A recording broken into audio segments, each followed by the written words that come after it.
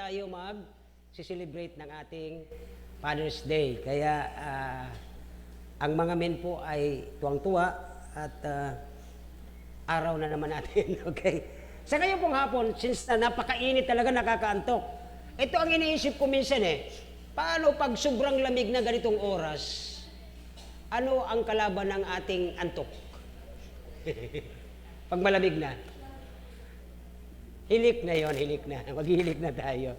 Tayo po yung magsitayo, basahin natin ang chapter 15 ng John 1 to 11, verse 1, verse 2 sa inyo, ng marahan na may pag-unawa, para bago po tayo umuwi mamaya, ay mayroon po tayong naunawaan at mayroon tayong baon na pampalakas Lunes hanggang Sabado.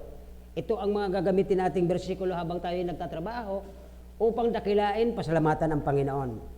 John chapter 15, 1 to 11, isa sa simbolo ng ating tagapagligtas, one of the symbol o simbolo ng ating Panginoon Kristo that He is the true vine. Siya po ang puno. Okay, babasahin natin po. Ano mang wika yan? Pilipino, English, Spanish, or anong lengguwahe. Chapter 15, verse 1 to 11 ng Book of John. Ready na kayo? Verse 1, begin. So, mapansin nyo kaagad ang dalawang karakter sa verse 1. Sabi niya, si Kristo ang tunay na ubas. Ang Diyos ang tagapag-alaga o hardinero. Okay, verse 2. Dito po. Inaalis, bawat sanga, pinuputol. Okay. Masakit po ito sa kahoy. At nung ako'y bata pa, may kinukulay sila ito pagkatapos lagariin ang sangang may sakit at hindi nagbubunga, nilalagari, masakit yon. Verse 3.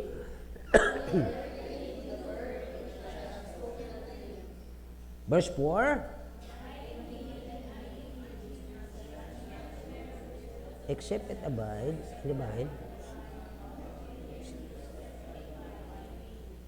Verse 5.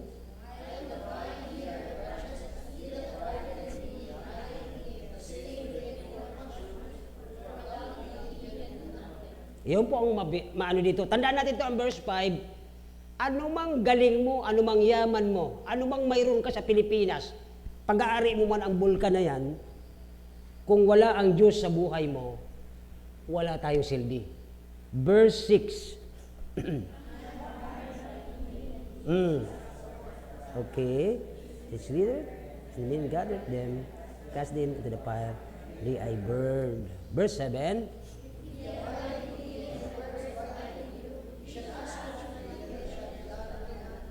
Ito yung pinakamagandang pangako ni Kristo sa atin.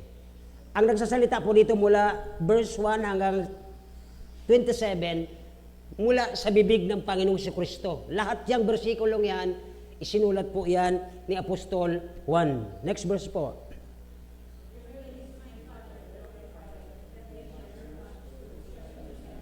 My disciple. Verse 9. As the Father, so,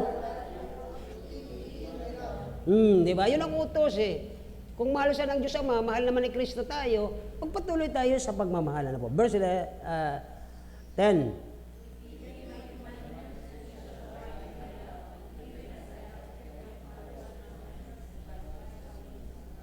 Last, verse 11, these things have I spoken unto you, that it remain in you.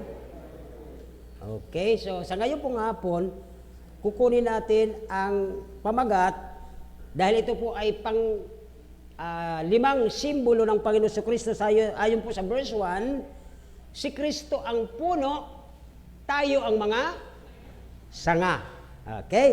Jesus is the true vine. Tayo po ay manalangin.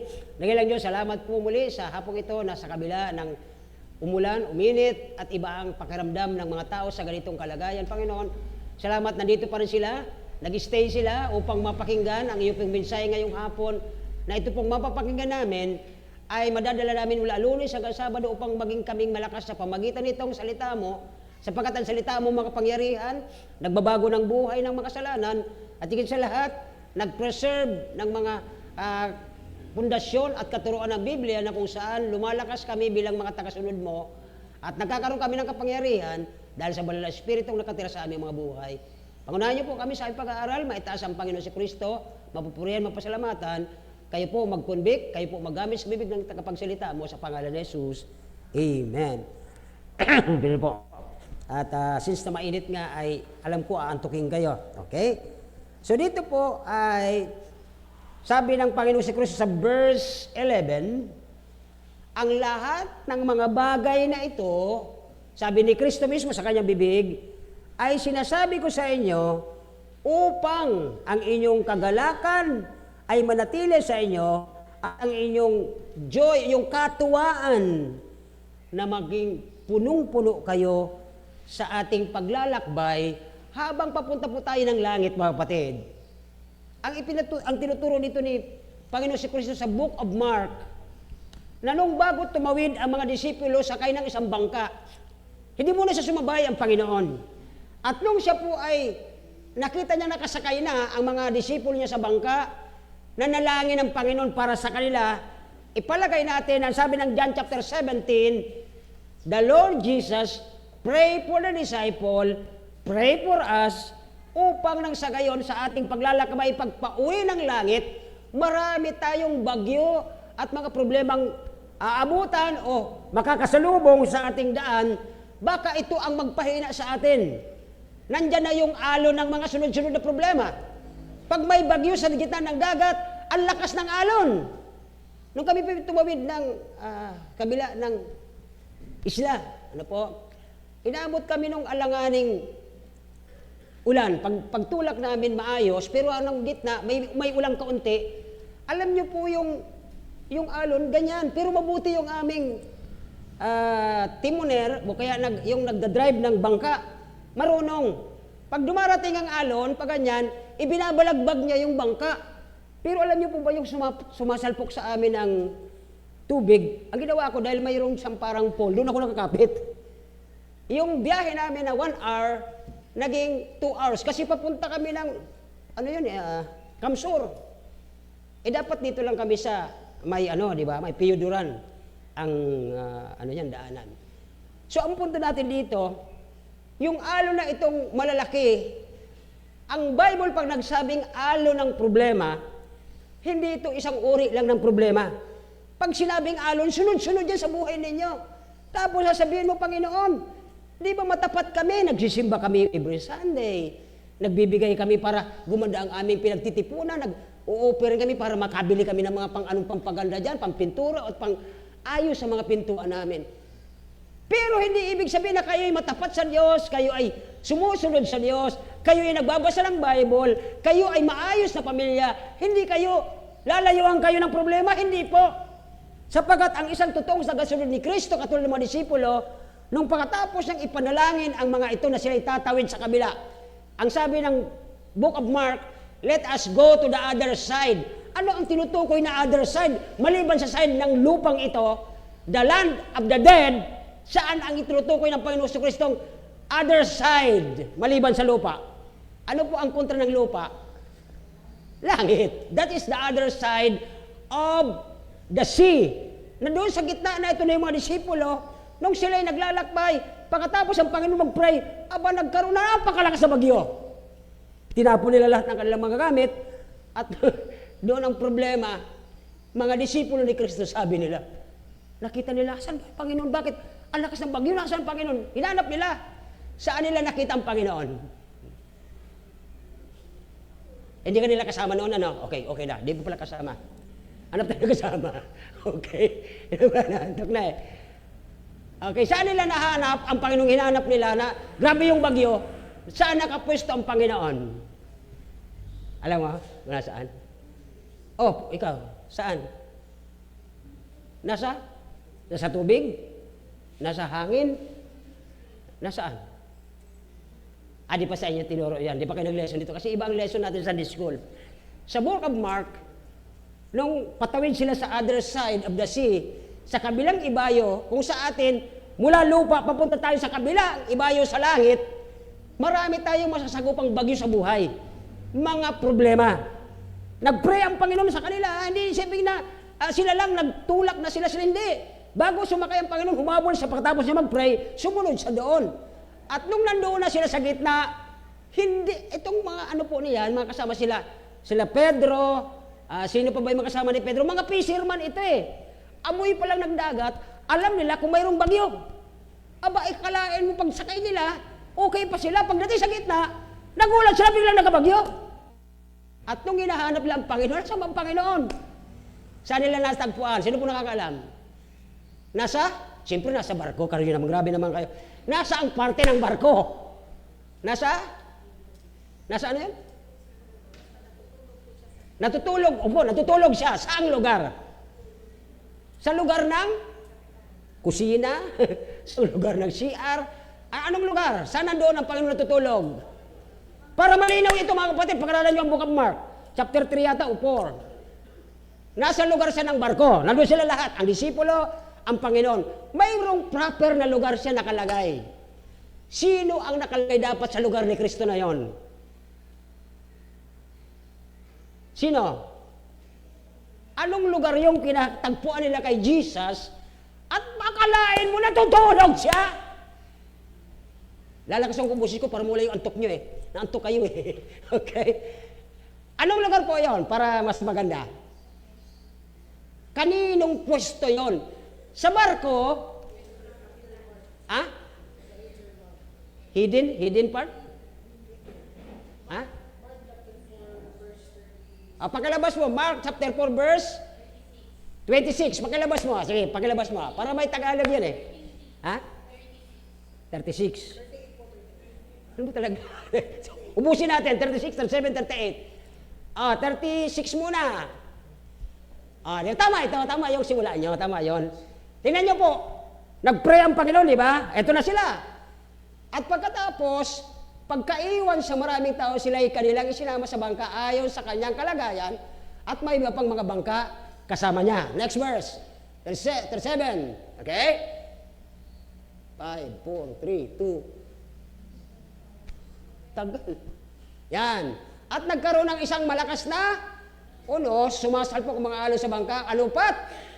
Ang bangka ay halos mapuno ng tubig. Sa Bible po, pag kayo ay madalas nagbabasa, sometimes, ang writer ng Bible, pag sinabi sa Bible na tubig, speaks of people. Tayo po ay lumalangoy sa gitna ng tao. Ano ka sa mga taong ito? Sabi ng Matthew chapter 5, kayo ay ilaw ng mundong ito. Pangalawa, bakit kayo nasa gitna ng mga tao? Kayo ang asin ng mundong ito. Ano ang trabaho ng asin? Baka alam mo na. Ang asin ay nagpapatamis. Aalad, okay? Nagpipreserve. Ang mga pobre, para ma-preserve nila, walang refrigerator, yung mga isda, inaasinan, tumatagal ang buhay. Sabi ng Panginoon sa Matthew chapter 5, tinawag kayo bilang maging mga asin ng mundo. Pag inalis tayo mga kapatid, ang mga asin na ito, pag inalis ang mundong ito, automatic, bulok ang mundong ito. Bakit? Wala na ang ilaw, madilim na, banggaan na sila, away na sila, at wala nang lasa ang pakikisama ng bawat pamilya dahil wala nang lasa ng asin. Away na po ang mga tao. Yan po ang mga isa sa ingredients dito sa Book of Mark. Next, 38. 38. Ngunit siya'y nasa at natulog. Sabi niya, Panginoon! Panginoon! Ano yung sagot ng mga katao? Guro! Hindi ka ba nababahala? Mapapahamak tayo! Hinihingal ako. Anyway, ang panahong ito mga kapatid, nagturo ang Panginoon sa kanila. Mismo ang Panginoon nagsabi, ako ang daan, ang katotohanan, pati ang buhay. Alam mo itong mga disipulo niya, ang tagal lang kasama ang Panginoon, hindi alam na kasama nila ang tagapagligtas. Di mo ba? Lalo na siguro tayo, kung kasama tayo ng Panginoon, parang duda. Okay, next. Sabi doon, 39. Nandiyan kaya yan? Okay, 39. Pagising niya, sinaway siya ang hangin. Okay. Nasa ano yata, nasa ibang part, Matthew, Mark, Luke. Hanapin na lang po ninyo ang kaparehas kwento. Ang pwesto na kanyang kinalalagyan ay ang pwesto ng kapitan. Okay ba yun? Alam niyo ba ang pwesto ng kapitan sa barko? Ang barko daw, ay wala yung mga sima natin. Sino bang mga sima pa dito? Mayroon na? Wala na. Ang mga barko daw, pag lumulubog, ang huling umaalis ay ang kapitan. Okay? So yung kapitan, mahalaga ang pwesto niya sa barko. Bakit po? Siya lahat ang nagmamando doon sa vessel. Kung ako barko, may pwesto dito ang kapitan. Ang kapitan ng buhay ko ay si Kristo. Naunawan po ba natin? Kung ako ang barko, mayroong pwesto ang kapitan sa barkong ito. Nasa puso. At ang kapitan ito, ang pangalan ay si Kristo. So yun po ang napunta tayo dito sa Book of Mark. Now, balik na tayo sa text. Sa John chapter 15. Three things na ating pag-aaralan. Number 1, sabi ng verse 1, okay, mapapansin niyo po ang 4 na elemento.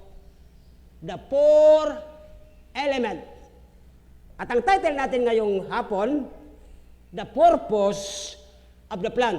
Ano ang layunin? Bakit itinuro ng Panginoon tungkol sa halaman o puno? Okay, balikan natin ang verse 1. Number 1 na element po. Tingnan niyo po sa inyong mga Bible, underline niyo o bilugan niyo. Number 1 is the vine. Okay? Yung puno, sabi ng verse 1, the vine. I am the true vine. Klinaro po ito ng Panginoon si Kristo. Ano po ang sinabi niya rito? Okay, sabi niya, that I am the true vine. Pangalawa, walang pwedeng i-substitute na pwede nating pagkabitan bilang sanga tayo.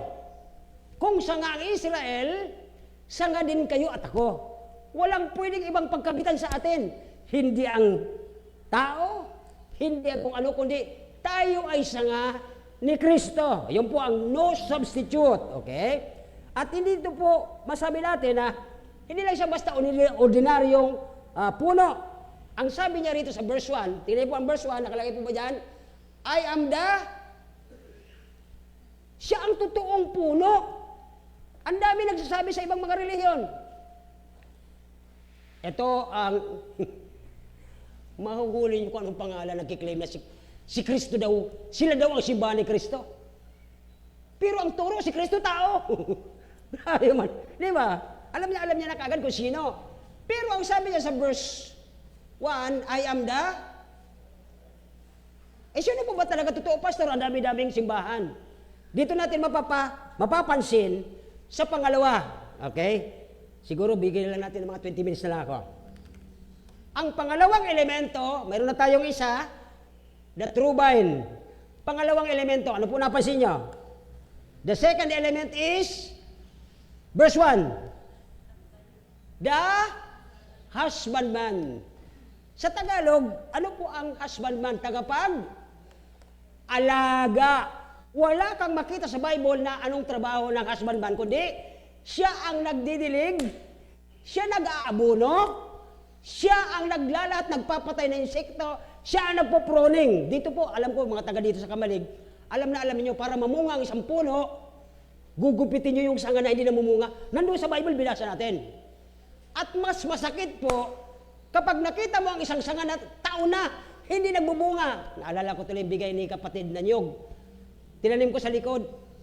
Sabi ko, pag hindi ka pa nagpuso ngayong taon, napaalam na ako kay Sister. Sister, ano na natin, ubudin na natin yung nyog na dala mo kasi hindi nagbubunga. 2 weeks, lumabas yung puso niya. Natakot yata. Anyway, ang ibig ko sabihin dito mga kapatid, sabi ng verse, balikan natin ang text, sabi ng verse 2, ang bawat sanga na sa akin at hindi nagbubunga, inaalis niya. Figurative speech po ito. Ito po ay parte ng salita na may pakahulugan. Okay? At bawat sanga, sabi ng verse 2, tingnan niyo po, at every branch that beareth fruit, nagbubunga na. Isipin niyo maigi. Kung sino yung nagbubunga na, siya pa yung gugupitan. Kung sino yung nagbubunga, siya pa yung lalagariin. Masakit yun sa nagbubunga. Pero pala sa mga nag-aalaga ng plant ngayon, yung pala ang purpose nila para lalo silang mamumunga. So yun din po ang purpose ng Diyos sa atin. May mga Kristiyano, may mga kapatiran tayo, nagreklamo, Pastor, mula nung nag-a-attend ako dyan sa iyo, ay grabe ang problema ko eh. O ano ngayon, sister, kung anong daming problema, anong nangyari? Kaya lang, natutuwa ako, Pastor. Kasi lahat ng mga imposible sa buhay, lahat ng pangangailangan namin, gumagawa ang Diyos sa buhay namin. At hindi sila nagkulang kahit kailanman. Okay? So yun po ang maganda rito sa verse 1 and 2. Okay? Kaya dalawa na po. Una, ang totoong sanga. Again, dito kung babalikan natin ito, sabi ni Kristo, ako ang tunay na puno ng ubas, kayo ang mga sanga. At sabi niya sa verse 2, para mamunga kayo, kahit may bunga na kayo, nagagamit kayo ng Diyos. Isang bunga, bigyan ko kayo ng isang bunga. Pastor, paano ako nagbubunga sa larangan ng gawain ng Diyos? Number 1, yung nakatulungan mo yung kapatid. Halimbawa, minsan wala siyang pamasahe, hindi ka naman mag-a-attend ng kung saan, hindi ka naman sasama sa simbahan, pero nagbigay ka ng pamasahe, nakakatulong ka doon. Lahat ng ginagawa mo patungkol sa karya ng Diyos, nakalista po yan sa aklat ng mga gawa.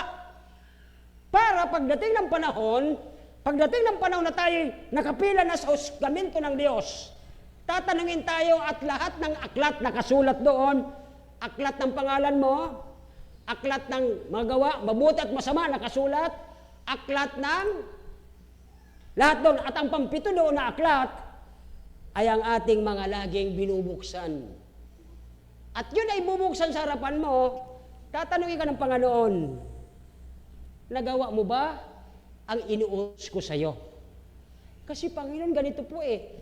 Di ba po, binigyan niyo po ako ng anak? Parang sino ba yung may anak na Isaac? Sino ba ito? Si Abraham. Okay, kala ko tinantok na kayo eh. Si Abraham, nung wala pang anak, 88, 89, 90 na nagkaanak siya. Nung mula 20 hanggang pataas ng edad niya, ang ganda ng fellowship nila sa Panginoon. Lagi siya nag-uusap. Alam nyo, naging dahilan para din na sila mag-uusap. Nung binigyan siya ng blessing ng Diyos ng anak, sabi ni Abraham, wow, ang cute ng anak ko. At saka baka, pag lalaruin ko na to kasi baka pag 100 ko, di na ako magkaanak pa. Ay yung asawa niya, wala namang bahay bata, imposible magkaanak. Pero nagkaanak sila eh. Ito po yung sinasabing mga himala ng Diyos sa kanyang mga anak. Now, dahil po ikaw ay isang sanga niya, ang nagbibigay ng abono, ang Ama, si Kristo ang puno. Kaya ang title natin, The Purpose of the Plant. Ang layunin kung bakit itinanim, bakit pinadala si Kristo sa lupa, bakit tayo naging tagasunod ni Kristo. Ang layunin, number 1, dahil nasa pangalawa nating elemento, ang totoong sanga at ang husband ba nag-aalaga. The third element is ano yung pangatlong element na napapansin natin dito? Hindi ko sa inyo bibigay ang verse. Sa palagay nyo, ano ang pangatlong elemento? Andun yung nag-aalaga? Andun yung puno? Ano ang pangatlong element? Ang sanga. Okay, very good. So yung sanga speaks of you and me. At ang sabi sa ating verse from verse 2, 3, and 4, pakibalik na po, sabi doon, okay, ang bawat sanga sa akin, sabi ni Kristo, na hindi namumunga, nasasaktan. Paano ka masasaktan? Hindi ka naman mamamatay doon sa nilalagyan ka para gumanda ang buhay mo, pinadadaan ka sa pagsubok. Sinusubok ang buhay mo eh. Yun po ang punto natin. Isa sa pinakamabigat na pagsubok sa amin, nung mamatay ang pastor dito. Ang anak ni Pastor Dari ay 4 lang. Ang bill na kanyang babayaran sa ospital ay 600,000.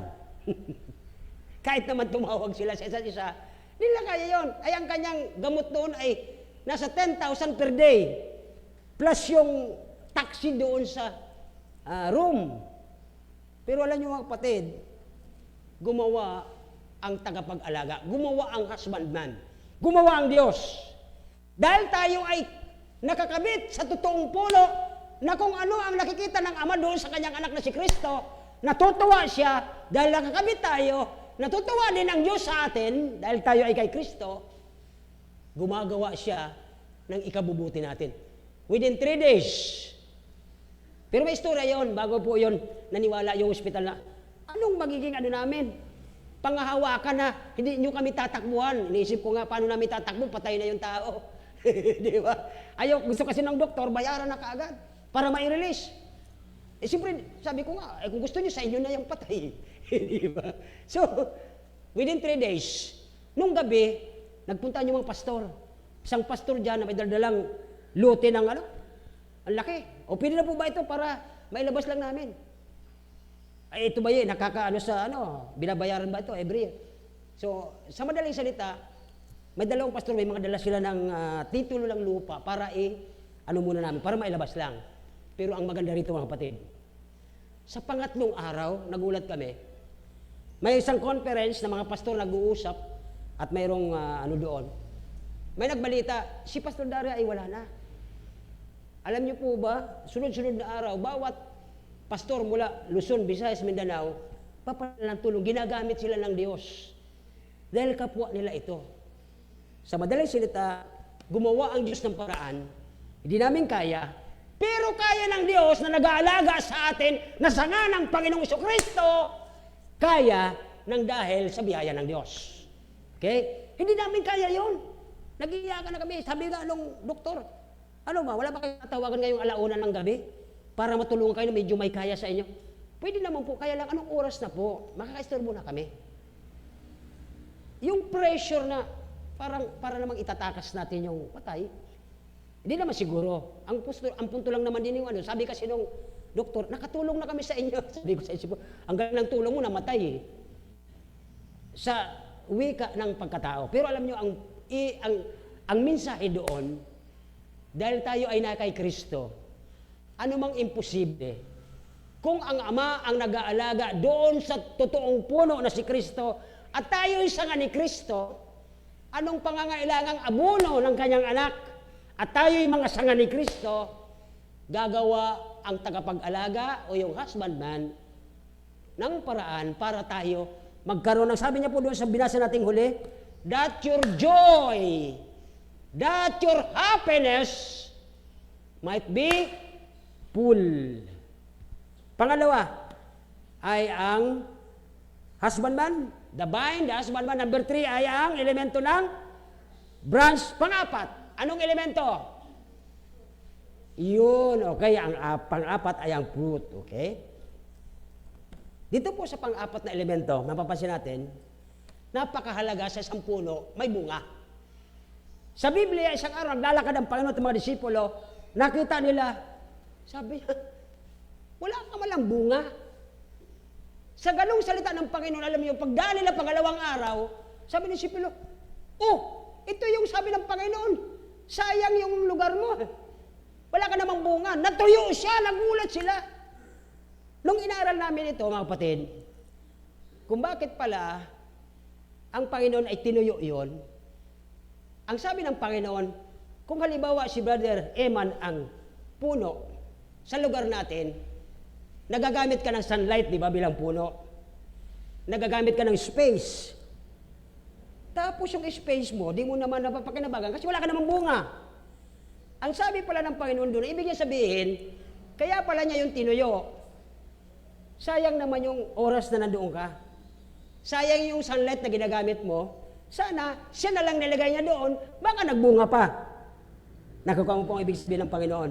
Yung pala po yun. Kaya niya, pagdaan nila ulit, parang lumalabas na sinumpa ng Diyos yung puno na hindi nagbubunga kasi nagugutom yata siya. Gusto niyo kumain. Wala siya nakitang puno. Pagdaan nila ulit, tuyo na. Ito po ay isang ano sa atin, paalaala mga kapatid. Okay? Bakit tayo nagpupunta rito tuwing Sunday? Para saan? Para magpayabangan? Magpasikatan? Hindi. Nagpupunta tayo dito kasi si Kristo ang puno, tayo ang sanga. Nasaan ang puno? Nasa langit.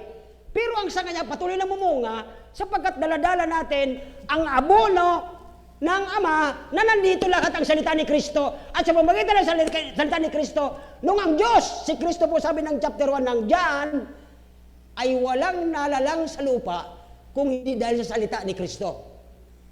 Sabi ni Kristo, magkaroon ng liwanag, and there was light. Magkaroon ng tubig, and there was water. Maghiwalay ang tubig at ang lupa, at nagkaroon.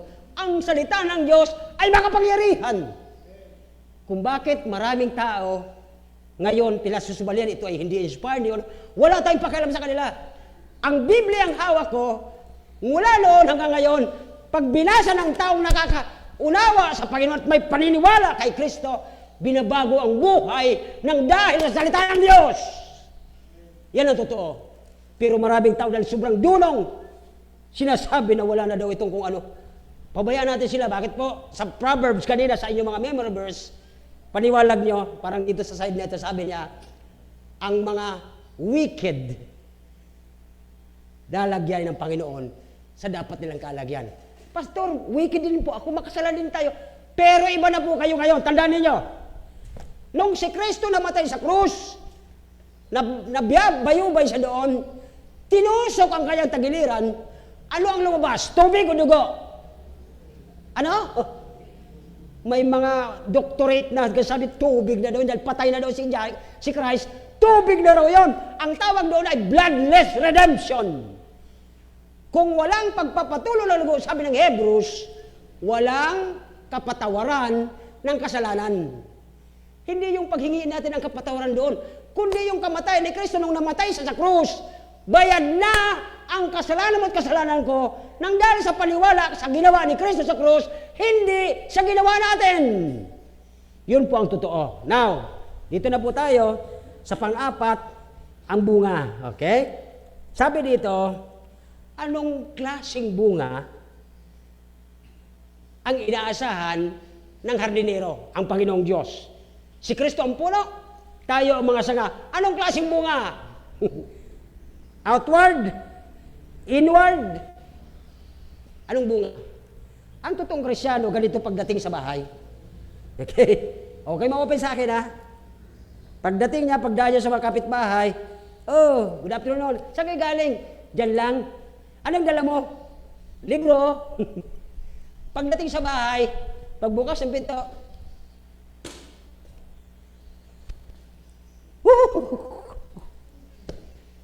di ba? Kristyano yon. Yung iba naman, para daw masa ulo ang salita ng Diyos, pagtutulog, ginagawang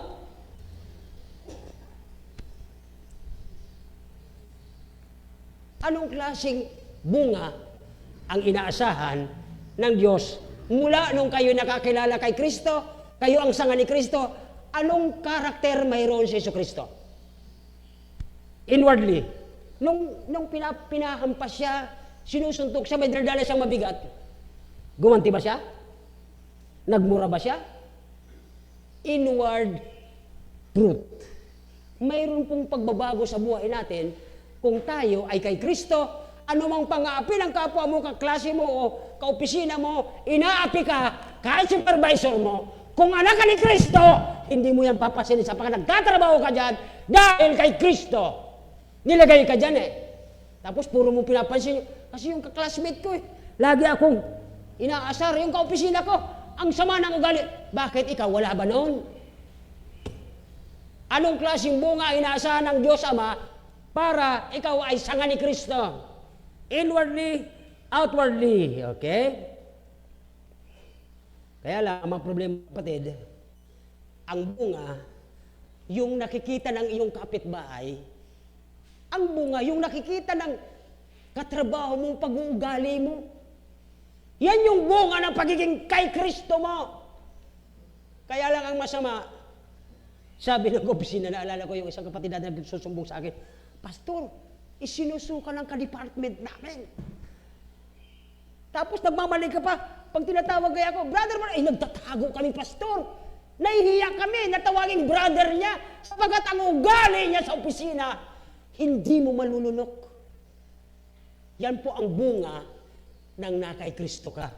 Kung si Kristo po ito, ano ang sinasabi ng Biblia? Ano ang nabasa mo? Dapat ang ugali mo ay katulad ni Kristo. Amen po ba? Yan ang totoong bunga eh. Hindi yung bunga na pag nandyan yung mga tao, ay, banalon ka. Pagtarilikod, naglulupadan na yung mga, di ba? Mga kapatid, patawarin ako ng Diyos. Meron kaming dinadalaw doon. Nahiya talaga ako. Sabi nung kapitbahay niya, asan po si ganito? Bakit? Saan po kayo? Sa simbahan po kami. Ay, taga-simbahan kayo. Bakit ang ugali ng kapitbahay namin? Pag galing sa simbahan, may dalang Bible, maya-maya, naglulupad yung kaldero, may kanin pa. Nahiya talaga ako. Sabi ko, uwi na po kami. Nakakaya yun sa kapitbahay. Nakikita nila ang bunga ng pinag-aaralan sa Biblia. Ang output, ang sama ng ugali. Sabi niya, taga-simbahan pala kayo. Kasama niyo pala ito. Mag-ingat po kayo dyan sa labas. Bakit po? Anong nagawa niyong mali dyan? Ay, kasamahan nila yan dyan, oh.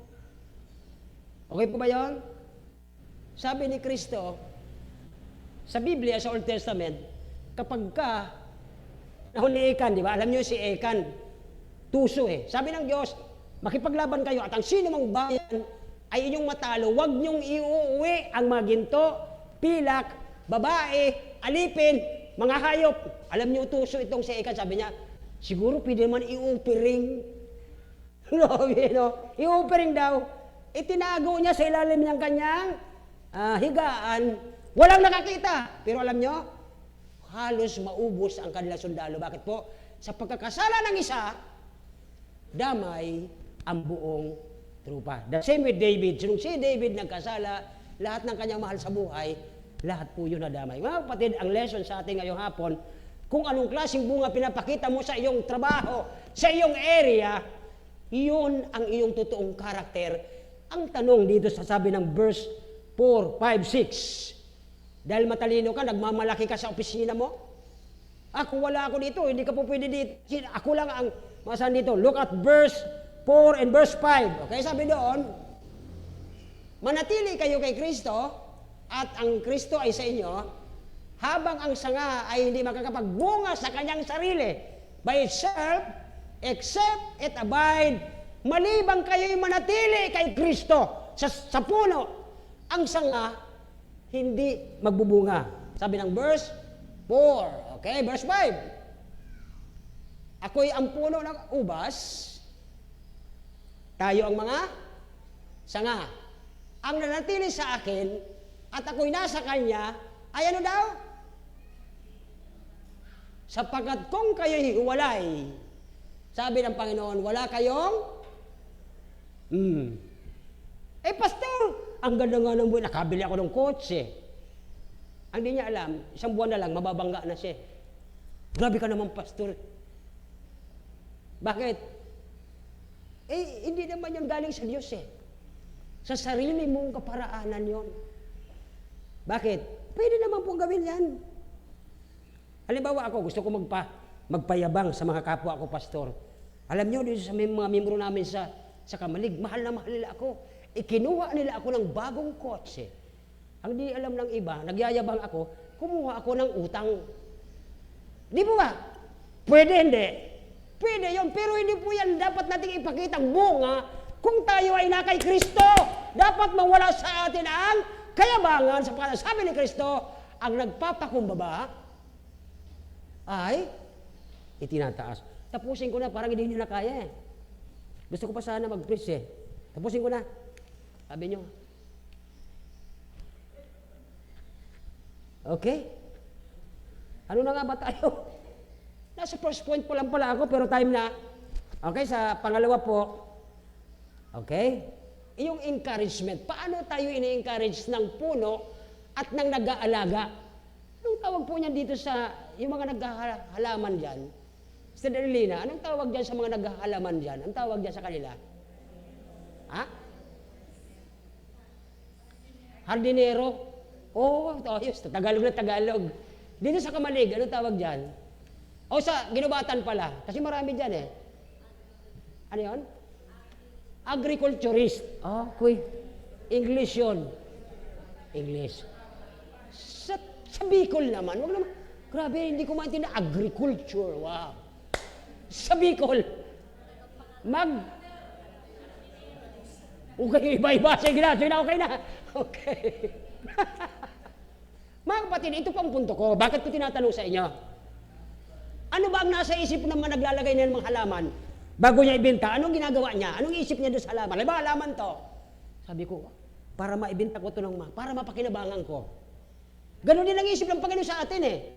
Para mapakinabangan tayo ng kaya tayo pinagtipon dito sa lugar. May taga-Ginubatan, may taga-Legazpi, may taga doon. Tinipon tayo, bakit? Anong purpose ng naghahalaman? Para magamit niya, para matuwa siya, para yan, o di ba? Tama. Ano ang gagawin ng agriculturist? Wow. Ang galing naman. Anong iisipin niya? Dahil ikaw ang puno o sanga ka, ako'y naman yung magbibigay ng abono para maibenta ka ng presyo. Bubuhusan kita ng 46.00. Triple 14. 20.00. Ano mga tawag ng kapatid?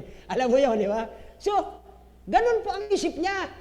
Hindi siya mag-iisip ng masama sa'yo, napapayat ka. Hindi ka niya pababayaan kasi mag-i-spray yan. Pag nakita niyang may lamok, may langaw, may grasshopper, kukuha yan ng bomba, i-sprayin yan. Yan po ang trabaho ng agriculturist. Yan ang trabaho ng ating Panginoong Ama. Si Kristo ang puno. Mahal na mahal niya ang punong ito.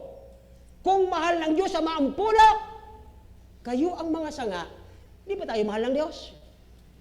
Hindi ba tayo mahal ng Diyos? Okay. So, harap naman po, ma-drive ko po sa inyo ang bagay na ito. Okay?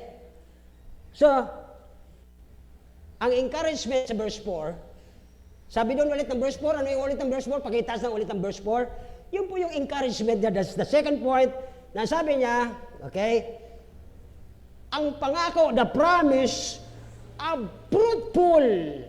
Ang pangako ng Diyos, kapag ikaw ay kay Kristo, pag isa ka sa tinawag ni Kristo bilang sanga, ano ang pangako ng Diyos? Verse 4. Kayo'y manatili. Hello? Nananatili ba kayo sa pagbabasa ng Bible? Para kayo lumagas? Ang sabi ng Biblia, kayo'y manatili kay Kristo.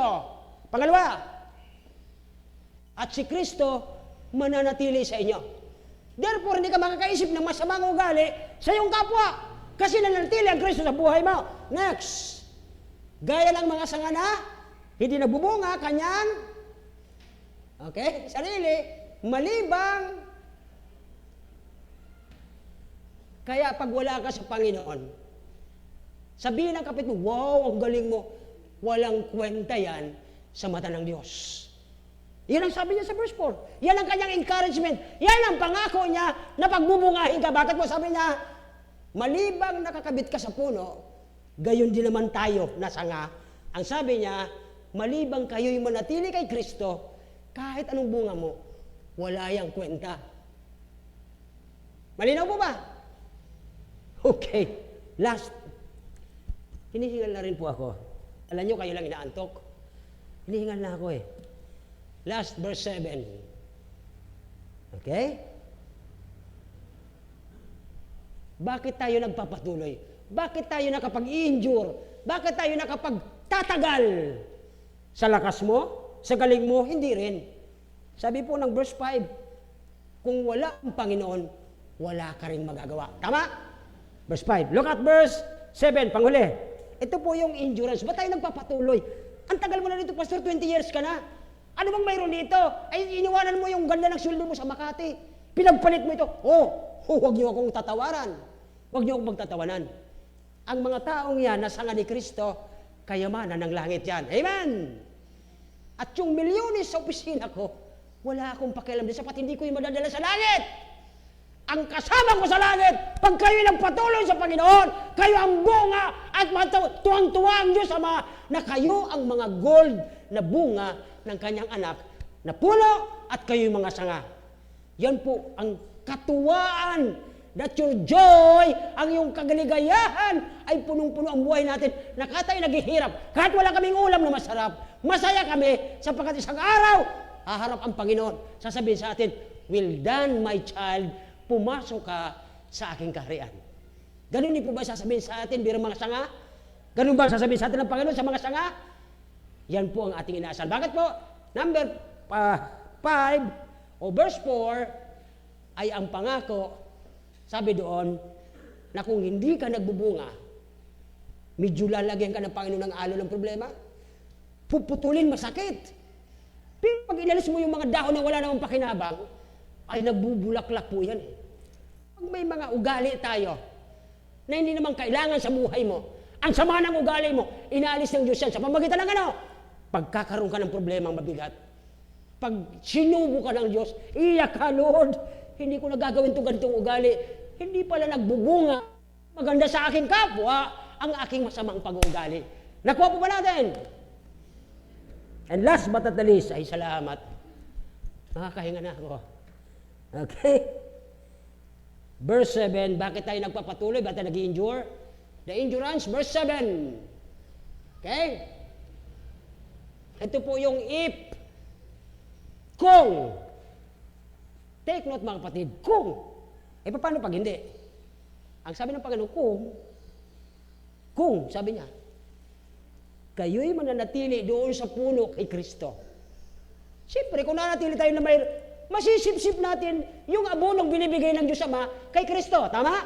So therefore, yung nutrients na pag nasip-sip natin dahil tayo ang sanga, magdadahon, magbubuko ng bulaklak. Pag ang bulaklak ay nabuo, magiging itong bunga. At pag may bunga ka, pagharap mo sa Diyos, ano ang sasabihin sa inyo, Panginoon? Well done, my child. Amen.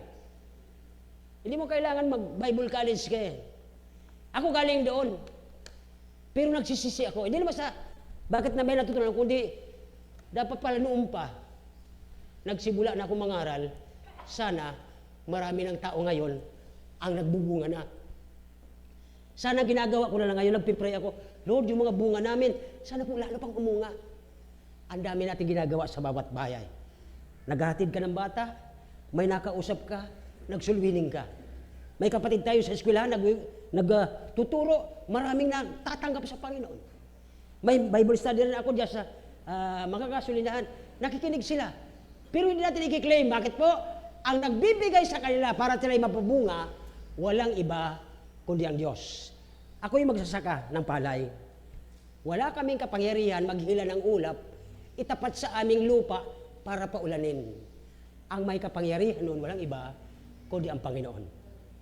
Magtiwala ka, lagi kang na kay Kristo, asahan mo, magkakaroon ka ng endurance sapagkat ang Panginoon kasama mo.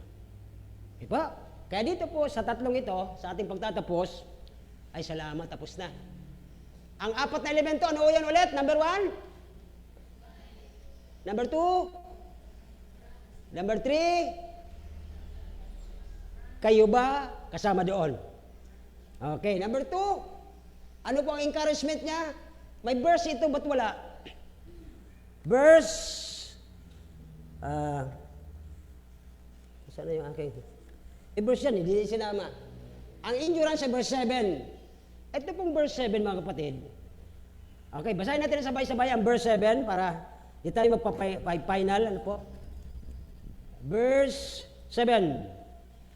If ye abide in me, and my words, this word, abide in you, makakahingi ka. At anong sabi ng Panginoon? Okay? Hingin ninyo, humingi ka, sabi niya, ng anuman. Nais, at ito'y gagawin para sa iyo. The promise, ang pangako ng kasagutan sa panalangin. Bakit tayo nag-i-endure sa verse 4? Dahil sa Panginoon. Siya nagbibigay sa atin ng endurance. Para tayo mamunga. Binibigyan tayo ng supply, kalakasan, prayer, fellowship. Pero ito po yung pinakamaganda. Sa panghuli, sabi ng verse 7, kung kayo'y manatili kay Kristo at sa Kanyang salita, lagi niyong hawak. At ang mga salita ko'y mananatili sa inyo, lagi nasa puso natin. Kapag may kausap ka, hindi ka madadala doon sa mga harambugan, usapang mga walang kwenta, kundi sasabihin mo, alam mo, lahat naman tayo pupunta sa libingan eh. Pero ang maganda, may magandang balita ako sa iyo, Brad. Kung kilala mo si Kristo at tanggapin mo siyang bilang Panginoon tagapagligtas, maliligtas ka. That is the good news. At sasabihin, anong ibig mo sabihin?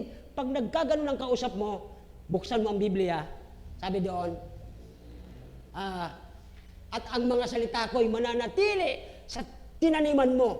Magtatanim ka rin eh. Nagtanim ka ng salita ng Diyos, ani ka ng salita ng Diyos. At sabi niya, ano man ang iyong nais, at ito'y gagawin para sa iyo. Isang araw, mayroong isang membro lang, sige, mahilig siya magsulwining. At dumating ang punto na siya po ay matanda na, wala na siyang hanap buhay, at wala na rin po siyang pinayan dahil may edad na siya. Nag-isip siya, Lord, siguro naman po, doon sa aking kabataan, nagawa ko ang trabaho ko para sa iyo. Marami akong nadala ng kaluluwa ng kaligtasan, nabalitaan ko ng papunta ng impyerno, napunta ng langit dahil sa pagtanggap sa Panginoon. Habang nasa muni-muni siyang ganyan, siguro Panginoon kung ako'y ganito na, kalagayan ko, wala na akong magandang hanap buhay, at siguro maghihintay na lang ako na ako'y mamatay, at kung sinong tumulong sa akin, pwede na. Habang nasa muni-muni siyang ganyan, may dumating. Sabi niya, Sir, natatandaan niyo po ba ako? Sino ka, iho? Ganyan. Hindi niyo po naalala, noong po ay naging Sunday school ninyo, nung kayo nagtuturo Sunday school. Ganun ba? So ba't ka, lagi ko pong hinahanap kayo nung araw, kasi nung ako ay lumago sa pagnanampalataya sa Panginoon, naalala ko ang mga taong ginamit ng Diyos para ako ay maligtas. Hinanap ko po kayo, at ngayong nakita ko na kayo, hayaan niyong tulungan ko kayo sa inyong pag-iisa. That's the fruit of abiding in Christ. Yung ginawa niya, nagbunga, at yung bunga ng taong yon, ibinalik sa kanya, at siya na rin ang aalaga sa kanya habang siya'y patanda na. Tayo po sa tayo ko close. Harinawa ang 4 na elemento, tandaan ninyo, at tayo po ay mayroong endurance dahil sa Panginoon, at ito po ang pinakamagandang pangako. Ano mang prayer mo, ano mang kahilingan mo, sasagutin. Nga lang, mayroon siyang requirement. Kung mananatili ka sa salita niya, at si Kristo mananatili sa iyo ang salita niya, humingi ka ng anuman, at ikaw ay magkakaroon. Dakilang Diyos, salamat po sa hapong ito sa Panginoon. Salamat po sa biyaya ng iyong simbolo na ikaw ang puno, kami mga sanga lamang. Dahil kung kami sanga lamang, wala kaming karapatan na kung kami ay magustong umalis sa puno, ay hindi na kami mabubuhay o wala na kaming pagbunga sapagkat hindi na kami po nakakabit at tanggal na kami sa iyong puno. Salamat Panginoon sa kaligtasan. Salamat Panginoon sa biyaya ng kahabagan. Lord, tulungan mo kami na magpatuloy dahil po sa iyong biyaya ng kahabagan, Panginoon. Habang po tayo nakayuko, nakapikit ang ating mga mata, ano po ang masasabi niyo bilang ang Panginoon nagdusa sa krus, naging tayong sanga, upang ang hinahangad ng Diyos sa atin ay tayo po'y mamunga. Ang tanong ngayong hapon, Panginoon, ano pong klaseng bunga ang gusto niyo sa akin? Mula sa aking bagong buhay sa pagiging Kristiyano o yung bunga ng pagiging masamang tao ko?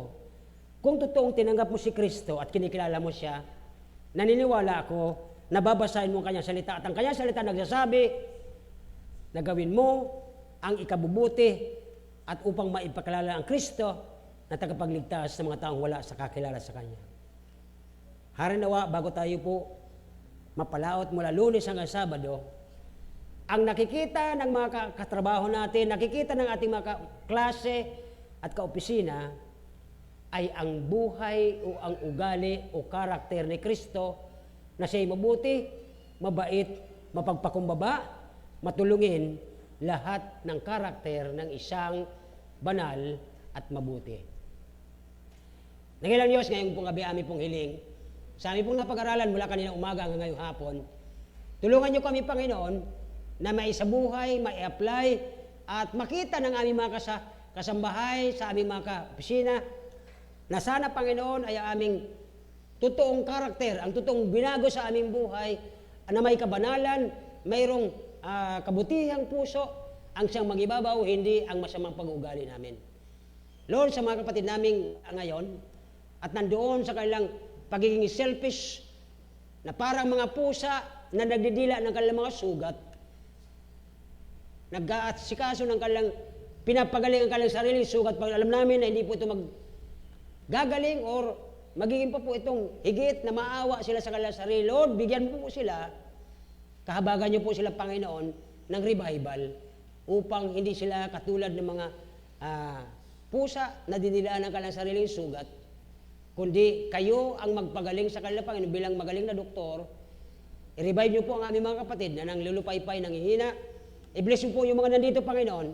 Palakasin mo kami na sabang na kami naghihintay sa iyong pagbabalik. Abutan niyo kami, Panginoon, na nasa kainitan ng pananampalataya at pagsunod, paggawa ng iyong mga utos. Maraming salamat po sa hapang ito. Ito'y aming dalangin sa pangalan ni Jesu Kristo, aming manunubos na paligtas. In Jesus' name, Amen.